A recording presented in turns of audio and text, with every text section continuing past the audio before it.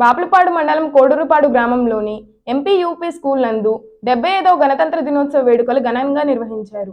బాపులపాడు మండలం కోడూరుపాడు గ్రామంలోని MP UP school నందు 75వ గణతంత్ర దినోత్సవం వేడుకలు ఘనంగా నిర్వహించారు. ఈ కార్యక్రమానికి ముఖ్య అతిథిగా బాపులపాడు మండల వైస్ ఎంపీపీ చందు రమాదేవి శ్రీనివాస్ పాల్గొని జెండా వందనం చేశారు. అనంతరం విద్యార్థులకు స్వీట్లను పంపిణీ చేశారు.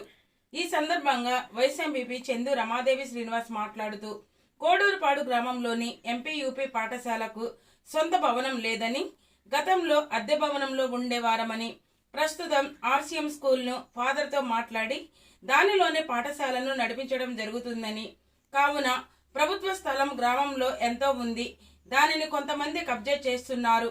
అలాంటివి గుర్తించి ఎంపీ యూపీ స్కూల్ సొంత భవనం కట్టేందుకు స్థలం కేటాయించి భవనం నిర్మాణం చేయాలని గ్రామ ప్రజల తరపున కోరుకుంటున్నామని అన్నారు.